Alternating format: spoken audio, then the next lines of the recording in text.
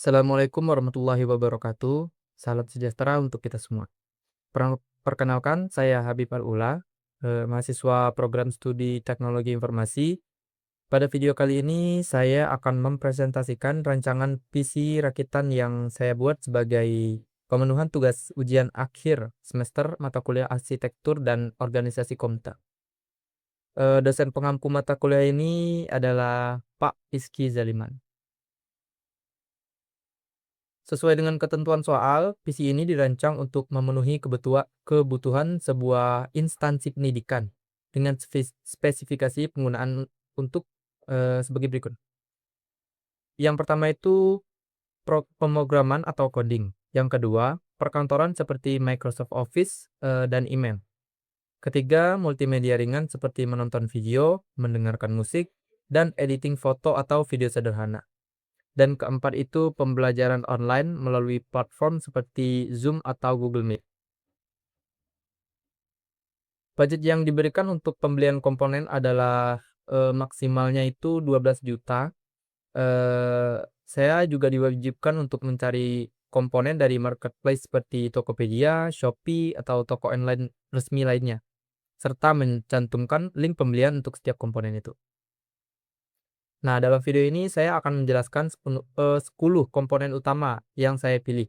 Yaitu yang pertama ada CPU atau prosesor, terus selanjutnya itu ada GPU, kartu grafisnya, dan yang ketiga ada motherboard, RAM, SSD dan penyimpanan, terus PSU atau power supply, terus casing, monitor, keyboard dan mouse, dan yang terakhir itu speaker.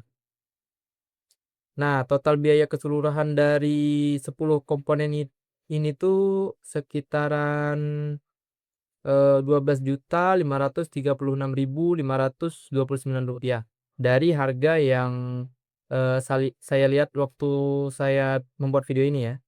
Nah, linknya itu ada di Excel-nya. Nanti bisa dicek. Oke, mari kita mulai dari komponen pertama yaitu CPU-nya. Iya. Nah, untuk PC rakitan ini saya memilih prosesor dari AMD, yaitu AMD Ryzen 5 5600 GT. Nah, ngapa nih saya pilih prosesor ini? Nah, mari saya jelaskan spesifikasinya terlebih dahulu. Nah, prosesor AMD Ryzen 5 5500 GT ini memiliki jumlah core sebanyak 6 core. Apa itu core? Core adalah inti pemrosesannya. Jadi, semakin banyak core itu semakin banyak tugas yang bisa dikerjain secara bersamaan. Nah, jumlah thread-nya sebanyak 12 thread, terus kecepatan dasar atau base clock sebesar 3,6 GHz, kecepatan maksimal atau boost clock hingga 4,6 GHz, terus charge L3-nya sebesar 16 MB, TDP atau thermal design power sebesar 65 watt. Soket tipe AM4 dan yang paling penting itu prosesor ini udah include cooler bawaan bernama White Steel. Jadi saya itu nggak perlu beli pendingin tambahan. Jadi udah include di pembelian untuk CPU-nya. Nah, oke. Sekarang saya akan jelasin 4 alasan utama kenapa saya pilih AMD Ryzen 5 5600 GT ini. Nah, alasan yang pertama itu dari sisi kebutuhan pengguna. PC ini tuh digunakan buat pemrograman. Jadi seorang programmer tuh kita tuh sering membuka banyak aplikasi sekaligus kan, kayak editor kode seperti VS Code atau terminal, browser hingga 10 hingga 15 tab lah buat yang profesional. Nah, Zoom Meeting dan aplikasi Office itu juga bisa dibuka secara bersamaan kalau menggunakan AMD Ryzen ini. Lebih lancar lah dengan 6 core dan 12 thread-nya.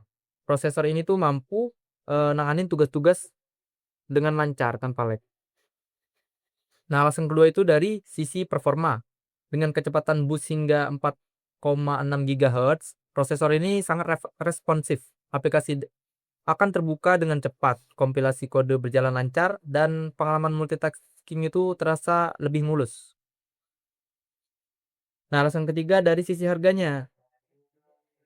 Harga AMD Ryzen 5 5600 GT yang saya temukan di pasar adalah bentar. Bukan, 2.576.000. Jadi sekitaran segitu terakhir kali saya cek. Nah, menurut saya ini adalah harga yang sangat kompetitif untuk kelas prosesor 6 core 12 thread. Saya bisa ngehemat sekitar 1,3 juta dibanding jika memilih Ryzen 7000 Ryzen 7 5700G. Nah, itu emang lebih cepat tapi mengorbankan banyak biaya gitu. Jadi saya pilih prosesor ini untuk menghemat biaya dikarenakan biaya kita juga terbatas kan. Nah, alasan keempat dari sisi kontab kompatibilitasnya. Nah, prosesor ini menggunakan soket AM4 yang kompatibel dengan motherboard pilihan saya yaitu ASRock B550M Pro 4. Motherboard ini udah siap pakai buat prosesor AMD Ryzen seri 5000 tanpa perlu update BIOS. Selain itu TDP hanya 65 watt, berarti nggak butuh pendingin yang mahal-mahal banget. Oke, jadi kesimpulan buat CPU AMD Ryzen 5 5600 GT ini adalah pilihan yang tepat karena memiliki performa 6 core yang mumpuni untuk coding, kecepatan 4,6 GHz-nya juga responsif, harga yang efisien dan kompatibel untuk semua komponen ini. Oke, setelah CPU ini kita loncat ke bagian GPU. Nah, komponen kedua yang nggak kalah penting itu ya GPU. GPU itu singkatan dari Graphic Processing Unit ya, intinya buat pemrosesan grafis lah. Nah, untuk PC ini saya tuh memilih Nvidia GTX 1660 Super dengan kapasitas 6 GB. Eh dalam kondisi baru, tapi jarang tuh sekarang nemuin dalam kondisi baru. Jadi mungkin ada yang bekas atau pemakaian berapa lama itu, tapi biasanya walaupun bekas itu kayak baru biasanya.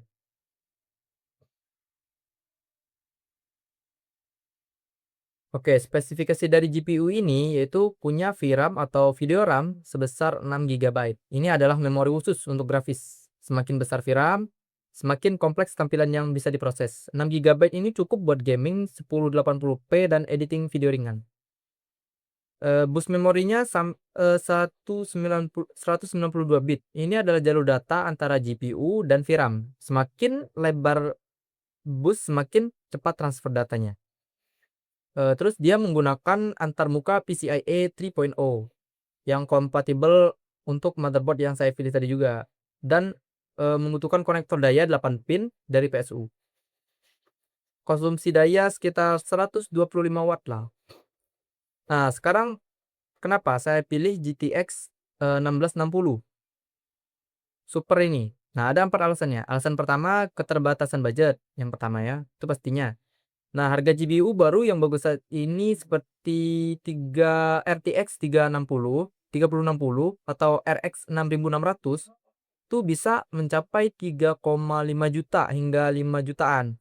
Terus sementara budget saya ini terbatas 12 juta untuk semua komponen. Dengan membeli GPU bekas, saya ini bisa ngedapat performa yang bagus lebih baik di harga yang sama. Nah, alasan yang kedua itu nilai performa per rupiah. GTX 1660 Super bekas saya dapat agar dapat dengan harga 2.200.000 kalau nggak salah. Nah, 2.200.000. Dengan harga segitu, performanya masih sangat mumpuni untuk kebutuhan multimedia, editing video ringan, bahkan game-game modern di settingan rendah ataupun sedang. Dibandingkan membeli GPU baru di harga 2 jutaan yang performanya lebih rendah. Pilihan ini jauh lebih baik menurut saya. Nah, alasan ketiga itu yang terakhir, mengurangi beban CPU. Sebenarnya kan CPU-nya itu udah ada integrated, GPU-nya kan sebenarnya. Tapi buat, ngurangin beban CPU-nya, jadi saya belilah GPU ini buat, menambah performanya menambah performanya juga, terus, ngurangin beban CPU.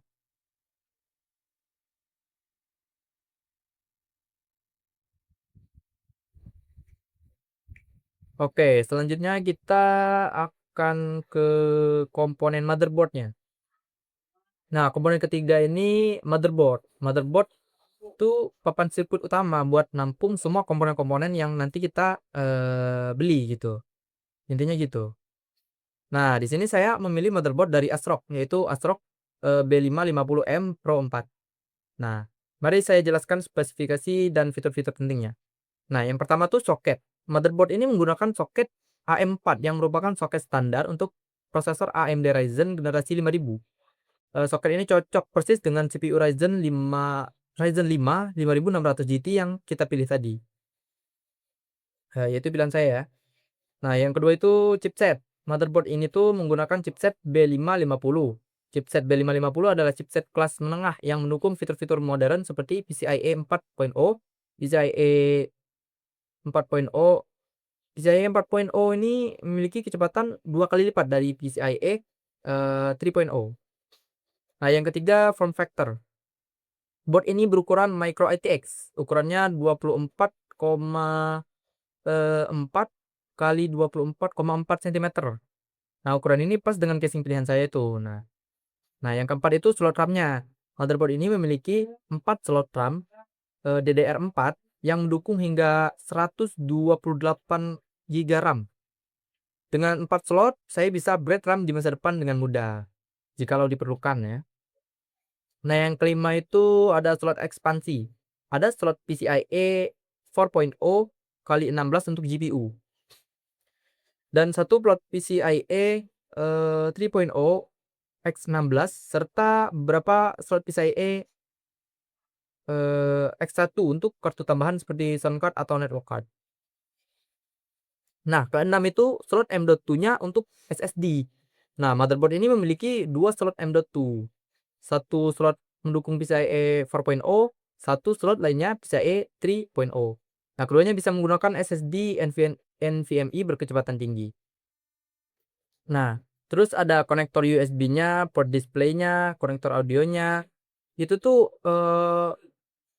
sesuai banget dengan apa yang saya butuhkan gitu untuk bukan saya butuhkan, untuk instansi yang dibutuhkan itu. Nah, oke, kita lanjut ke komponen keempat, yaitu RAM. Nah, RAM yang saya pilih ini yaitu RAM Apacer Knox 16 GB dengan spesifikasi 2 kali 8 GB atau dual channel, kecepatan 3200 Hz dan cache latency ada di CL16. Mari saya jelaskan spesifikasinya. Nah, pertama itu ada kapasitas total sebesar 16 GB. Ini tuh terdiri dari 2 buah stick RAM, masing-masing tuh 8 GB. Jadi di paketannya itu kita dapat 2 RAM, 2 paket RAM. Nah, itu nanti jadi 16 karena dia itu 2 keping 8 GB. Nah, ngapa 16 GB? Untuk standar tahun 2026 tuh 16 GB itu adalah jumlah yang paling direkomendasikan untuk pengguna umum dan pemrograman. Yang kedua tuh ada konfigurasi dual channelnya, yaitu jadi 2 keping tadi, terus kecepatannya tuh sampai 3200 MHz atau 3,2 GHz. Cas latensinya tuh termasuk kecil ya, semakin kecil cache latensinya tuh semakin cepat respon RAM-nya. Nah, yang kelima itu ada voltase 1,35-nya. Keenam itu dilengkapi dengan heatsink aluminium. Ketujuh mendukung Intel XMP 2.0. Nah, XMP adalah Extreme Memory Profile. Dengan mengaktifkan XMP di BIOS, RAM tuh akan otomatis berjalan di kecepatan 3200 MHz. Oke, lanjut ke komponen berikutnya, SSD. Nah, saya tuh memilih SSD Kingston NV2 1 TB NVMe SSD. Nah, eh saya jelaskan dulu spesifikasinya. Jadi yang pertama itu kapasitasnya itu 1 TB atau 1000 GB. Terus kedua itu ada antarmuka NVMe, ketiga konektor M.2, keempat mendukung PCIe 4.0, kelima kecepatan baca hingga 3500 MB per detik. Terus keenam kecepatan tulis hingga 2800 MB per detik. Ya. Nah, terus alasan saya milih Kingston NV2 1 TB. Nah, alasan pertama itu kapasitas 1 TB itu sangat cukup. Dengan 1 TB saya bisa ngeinstal sistem operasi Windows 11, aplikasi pemrograman seperti VS Code, Python, Node.js, Docker, Microsoft Office, browser, dan masih menyisakan ruang untuk proyek coding atau file-file pribadi. Nah, alasan kedua itu kecepatan NVMe yang luar biasa. Dengan kecepatan baca hingga 3.500 MB per detik, SSD ini membuat pengalaman pengguna komputer menjadi sangat berbeda dibanding harddisk atau SSD SATA contohnya. Oke, lanjut ke bagian komponen keenam, yaitu PSU atau Power Supply Unit. Fungsi PSU adalah mengubah arus listrik AC dari stop kontak menjadi arus DC yang stabil dengan voltase yang tepat untuk semua komponen komputer. Nah, saya tuh milih PSU dari MSI, yaitu MSI MAG A5500PN dengan daya 550 watt dengan spesifikasi 80 plus bronze. Oke, ini saya jelaskan dulu spesifikasinya. Yang pertama itu dia pakai daya 500 watt. Nah, kedua sertifikasi 80 plus bronze. Yang ketiga proteksi lengkap. Terus keempat kipas 122 milinya, kipas ini cukup besar dan relatif senyap. Terus kelima konektor konektornya. PSU ini memiliki satu konektor ATX 24 pin untuk motherboard, satu konektor CPU 4+4 pin untuk core CPU, dua konektor PCIe 6 ditambah 2 pin untuk GPU. Nah, alasan saya pilih MSI MAG A550BN ini adalah alasan pertamanya daya 500 watt tadi udah lebih dari cukup buat semua komponen bisa nyala. Terus yang kedua efisiensi 80 plus bronze-nya. Alasan ketiga proteksinya lengkap. Jadi alasan keempatnya brandnya ternama dengan garansi juga. Alasan kelima harga terjangkau. Saya tuh dapat di harga 864.000 di harga saya pas bikin video ini. Oke, lanjut ke komponen selanjutnya itu yaitu casing. Casing ini nggak terlalu krusial sebenarnya, tapi ya harus kompatibel juga dengan komponen-komponen sebelumnya kayak motherboardnya gitu. Jadi saya ini pilih casing dari FP Max Hermes G2 dengan form factor micro ATX. Oke, saya jelaskan dulu spesifikasinya. Yang pertama itu ada form factor micro ATX. Casing ini tuh dirancang buat motherboard micro ATX. Kan kita udah pakai motherboard micro ATX tadi. Oke, nah kedua itu panel full mesh. Ketiga side panel tempered glass. Jadi kelihatan lebih modern. Keempat itu include 3 kipas. Jadi kita tuh nggak perlu beli kipas lagi karena udah include di dalamnya. Terus kelima dukungan GPU karena kita pakai GPU. Terus keenam dukungan CPU cooler. Ketujuh itu dukungan PSU. Kedelapan port IO di panel depan. Terus alasan saya pilih FT Max Airmesh G2 ini. Nah, alasan pertama itu airflow sangat baik. Jadi panel depan meshnya itu memungkinkan udara masuk tanpa hambatan gitu. Dengan 2 fan intake di depan dan 1 fan exhaust di belakang. Alasan kedua itu sudah include 3 fan tadi ya. Alasan ketiga tampilan premium dengan tempered glass. Alasan keempat form factor pas buat motherboard kita. Nah, alasan kelima harga sangat terjangkau. Saya dapat di harga 485.000. Nah, kita lanjut ke komponen ke-8 yaitu monitor. Nah, monitor ini fungsinya buat menampilkan output visual ya dari komputer yang kita gunakan sehingga kita bisa melihat apa yang sedang kita kerjakan gitu. Nah, saya itu pilih monitor Xiaomi A24i 2026.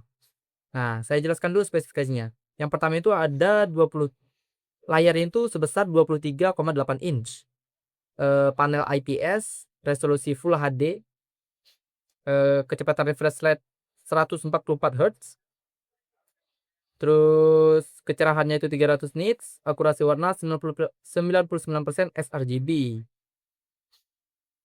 Terus yang ketujuh itu ada port koneksinya, terus kedelapan ada VESA mode. Alasan saya milih Xiaomi A24i, alasan pertama itu refresh rate-nya itu 144 Hz untuk kenyamanan coding. Selain itu, scroll mini prosesor, animasi saat membuka jendela, dan pergerakan prosesor terasa jauh lebih halus karena dia 144 Hz.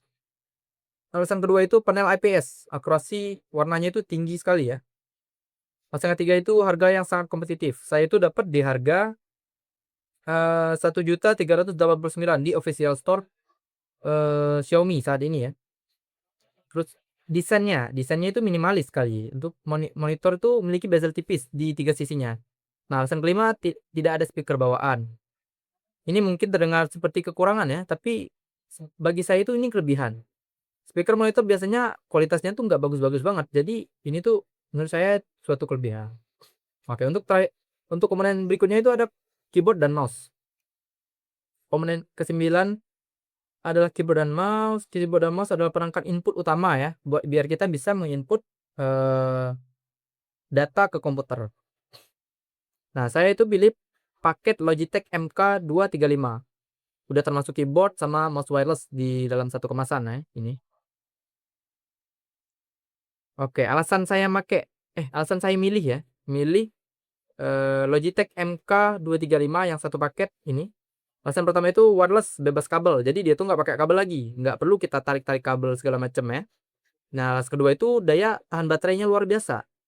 Nggak perlu sering-sering ganti baterai. Keyboard ini bisa bertahan sekitar 18 bulan katanya. Terus alasan ketiga itu brand Logitech itu terpercaya. Alasan keempat harganya terjangkau. Saya itu dapat tadi di harga 405.000. Cukup bagus untuk profesional ya. Nah, alasan kelima untuk kebutuhan perkantoran dan coding. Saya tuh butuh keyboard yang mekanikal, yang mahal, atau mouse gaming yang banyak tombol. Keyboard membran sudah nyaman buat ngetik kode gitu.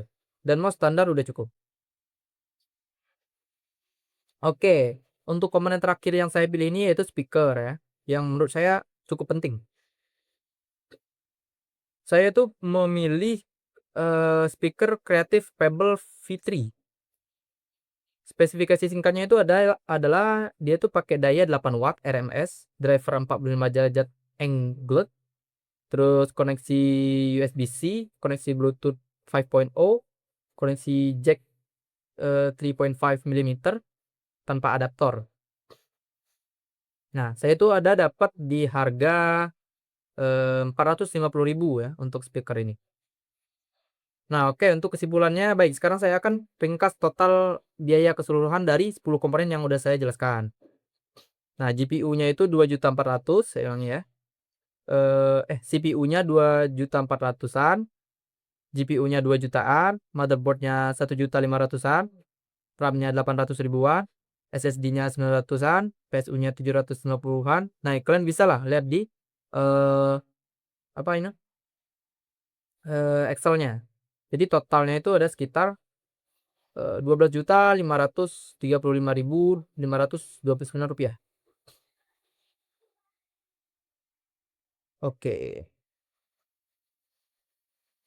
Oke, sebagai penutup saya akan sampaikan kesimpulan dari rancangan PC rakitan ini. Nah, pertama itu dari sisi kesesuaian dan kebutuhannya.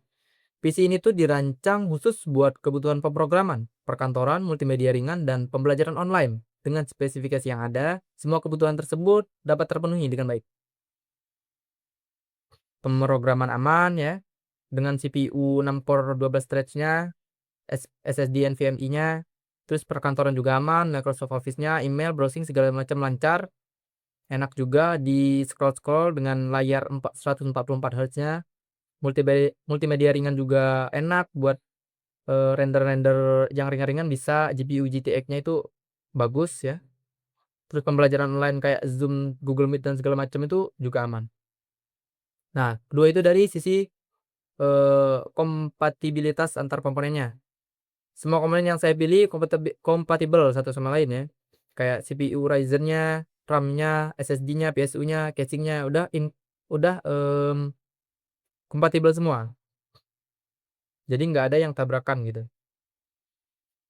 Nah, yang ketiga itu dari sisi performa. PC ini tuh memiliki keseimbangan yang baik antara CPU dan GPU-nya. Prosesor yang kuat itu prosesor yang kuat untuk komputasi dipadukan dengan GPU khusus untuk grafis. Nggak ada komponen yang menjadi bottleneck atau penghambat performanya. Oke, demikian presentasi rancangan visi rakitan yang saya buat untuk memenuhi tugas UAS mata kuliah Arsitektur dan Organisasi Komputer yang diampu oleh Pak Izky Zaliman. Saya berusaha memilih komponen yang dengan performa yang baik untuk kebutuhan yang diminta dengan harga seefisien mungkin ya, tanpa mengorbankan kompatibilitas dan kualitasnya. Tentu masih banyak pilihan komponen lain di pasaran, namun menurut saya konfigurasi yang saya bikin ini yang paling, seimbang untuk budget 12 jutaan. Oke, terima kasih atas perhatian Bapak atau Ibu, dan terima kasih banyak atas perhatian Bapak dan teman-teman yang telah menyaksikan video presentasi saya. Semoga video ini bermanfaat dan dapat memenuhi kriteria penilaian yang diharapkan. Assalamualaikum warahmatullahi wabarakatuh.